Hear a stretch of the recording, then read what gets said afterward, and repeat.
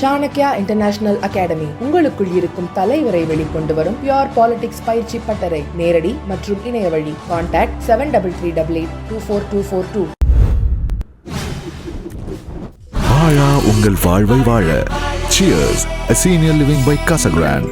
Life begins at 50. தமிழகத்துல சட்டத்தினுடைய ஆட்சி நடக்கிறதா அல்லது சட்ட விரோதமான ஆட்சி நடக்கிறதா என்பது பெரும் கேள்விக்குறியாக வருகிறது.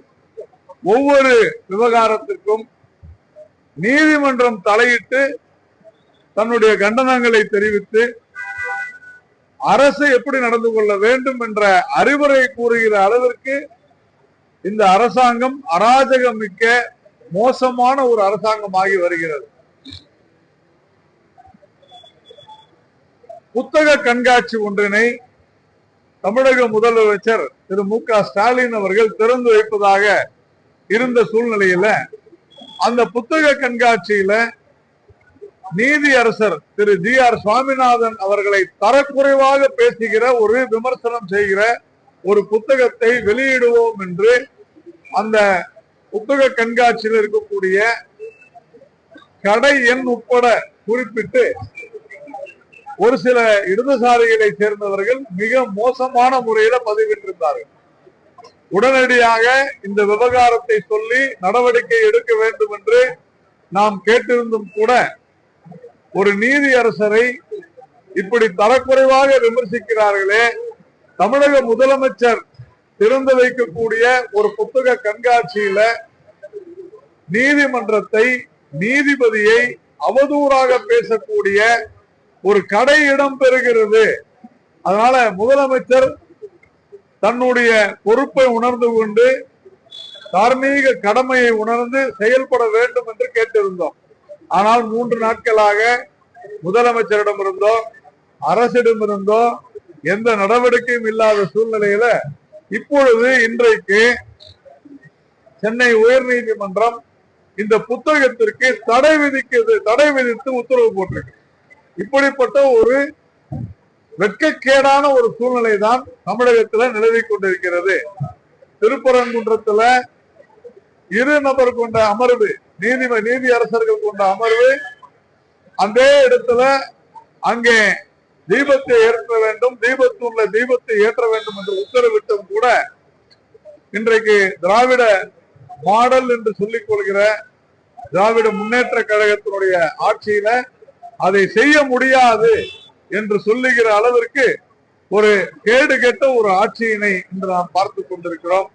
அதிலும் குறிப்பாக இந்த மாநிலத்தினுடைய சட்ட அமைச்சராக இருந்த ரகுபதி என்கின்ற ஒரு அமைச்சர், இப்போது இருக்கக்கூடிய அமைச்சர், அந்த அமைச்சர் மிக மோசமான முறையில நம்முடைய கடவுளையும் நம்முடைய தெய்வங்களையும் அவர் ஒப்பிட்டு பேசுவது. எப்படி ஒப்பிட்டு பேசுகிறார் என்றால், பிணங்களை எரிக்கிற இடத்தில் தானே எரிக்க முடியும், வேற இடத்துல எரிக்க முடியும் என்று கேட்கிறார். நாம ஒரு பேச்சுக்கு, ஒரு உதாரணத்திற்கு நம்மாலையும் கேட்க முடியும், பிணங்களை புதைக்க வேண்டிய இடத்தில் தான் புதைக்க வேண்டும். ஆனால் எங்கள் தலைவரை மெரினா பீச்சில் புதைக்கணும்னு கேட்டு அழுது யார்? இதே திராவிட முன்னேற்ற கழகம் தானே. புதைக்க வேண்டிய இடத்துல புதைக்கணும்னு நம்ம கேட்டா அவங்க அமைதியா இருப்பாங்களா? என்ன நியாயமான விஷயமா இது? எதற்கு எதை பேசுவது? அதே மாதிரி நீதிமன்றம் சொன்ன உத்தரவை, நீதிமன்றம் அளித்த தீர்ப்பை சட்டவிரோதம்னு ஒரு அமைச்சர் சொல்லுது. மிகப்பெரிய கிரிமினல் குற்றம். அரசியலமைப்பு சட்டத்தின்படி பதவியேற்றுக் கொண்ட ஒருவர் நீதிபதி அளித்த தீர்ப்பை விமர்சனம் செய்வது, அவருக்கு உள்ளர்த்தம் கற்பிப்பது, அது சட்டவிரோதமான தீர்ப்பு என்று சொல்லிவிட்டு இன்னும் ரகுபதி பதவியிலே அமர்ந்திருப்பது என்பது இந்த மாநிலத்திற்கு வெட்கக்கேடான தலைகுனிவான ஒரு விஷயம். இதற்கு முதலமைச்சர் தான் பொறுப்பேற்க வேண்டும். இந்நேரம் ரகுபதியை பதவியை விட்டு நீக்கி இருக்க வேண்டும், ரகுபதியை கைது செய்திருக்க வேண்டும்.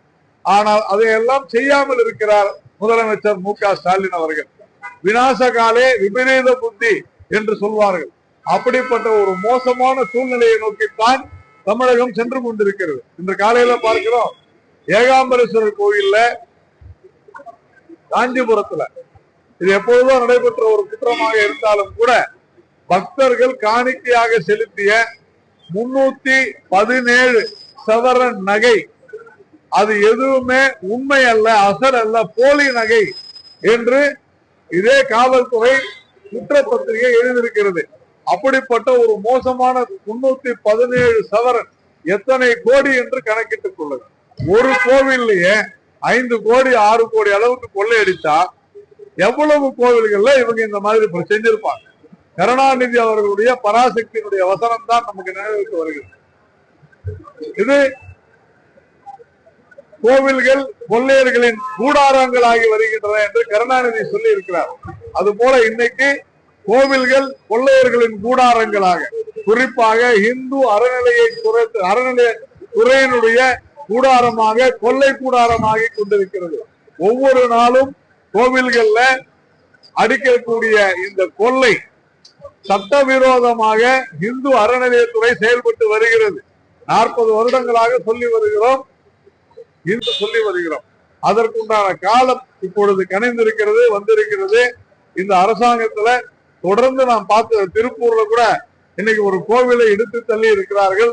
அங்கு சென்ற இந்து முன்னணி தலைவர் காடேஸ்வரா சுப்பிரமணியனை கைது செய்திருக்கிறார்கள். இது இந்து விரோத அரசாக செயல்பட்டுக் கொண்டிருக்கிறது என்பதற்கு நான் இப்பொழுது சொன்ன 4 விஷயங்களை தவிர வேறு உதாரணங்களே தேவையில்லை. ஏனென்றால் இஸ்லாமியர்களும் கிறிஸ்துவர்களும் மசூதிகளிலும் சர்ச்சைகளிலும் வாக்களிக்கிறார்கள். மொத்தமாக அவர்கள் சொல்வதை கேட்டு வாக்களிக்கிறார்கள் என்ற ஒரே காரணத்தினால மத ரீதியாக அரசியல் செய்து கொண்டு மதவாத அரசியலை முன்னெடுத்துக் கொண்டிருக்கிறார் முதலமைச்சர் மு க ஸ்டாலின் அவர்கள். இப்படிப்பட்ட ஒரு மோசமான அரசு இந்த சுதந்திர இந்தியாவிலேயே இருந்ததில்லை என்கிற அளவிற்கு இந்த அரசாங்கம் ஒரு கேடுகெட்ட அரசாக, இந்த அரசாங்கம் இந்துக்களுக்கு எதிரான ஒரு அரசாக, இந்த அரசாங்கம் தமிழர்களுக்கு எதிராக ஒரு அரசாங்கமாக இருக்கிறது. இதுல இப்போ இந்த 3000 ரூபாய் கொடுக்குறேன் அப்படின்னு சொல்லியிருக்கிறாங்க. இந்த 3000 ரூபாய் கூட 2 ஆண்டுகள் கொடுக்கவில்லை. வருடா வருடம் 1000 இருந்ததை 2 வருடங்கள் நிறுத்திவிட்டு தேர்தல் நேரத்துல 3000 கொடுத்தா மக்கள் அதை நம்பி ஏமாறுவார்கள் என்று நினைக்கிறார்கள். அதிலும் கூட நேரடியாக மக்களுடைய வங்கி கணக்கில செலுத்தக்கூடிய வாய்ப்பு இருந்தும் கூட இதே முதலமைச்சர் மு க ஸ்டாலின் எதிர்கட்சி தலைவராக இருந்த போது கூட நேரடியாக வங்கி கணக்கில் பணம் செலுத்த வேண்டும் என்று சொன்னார். ஆனால் இப்பொழுது அதை செய்யாமல் கட்சிக்காரர்கள் மூலம் கட்சிக்காரர்களிடத்தை குறுக்க வைப்பது என்பது மக்களை ஏமாற்றும் மோசடி செயல். அதனால இந்த அரசாங்கம் உடனடியாக வீழ வேண்டிய அரசாங்கம். நான் மேலே சொன்ன பல்வேறு விஷயங்களை, குறிப்பாக ரகுபதி அவர்களை பதவி நீக்கம் செய்ய வேண்டும் என்பது நம்முடைய கோரிக்கையாக இருக்கு. திமுக ஆட்சி செய்யக்கூடாது என்பதுதான் மக்கள் விரும்புகிற விஷயம். பாஜக ஆட்சியை இந்தியா முழுவதும் மக்கள் வாக்களித்திருக்கிறார்கள். இந்தியா முழுவதும் வளர்ச்சி முன்னேற்றம் மிக சிறந்த முறையில் இருக்கிறது. தமிழகத்திலும் அது வர வேண்டும் என்று மக்கள் விரும்புகிறார்கள். அஇஅதிமுக கூட்டணிக்கு வாக்கு போட்டால் பாஜக ஆட்சி கண்டிப்பா வரும். அதுல ஒன்றும் சந்தேகம் இல்லை. நல்ல ஆட்சி வரும். அஇஅதிமுக ஆட்சி சிறப்பான ஆட்சியாக இருக்கும். எடப்பாடி பழனிசாமி அவர்கள் முதல்வராக அமர்ந்து தமிழகத்திற்கு நல்ல ஆட்சியை கொடுப்பார் என்பதில் மாற்று கருத்து இல்லை. நன்றி.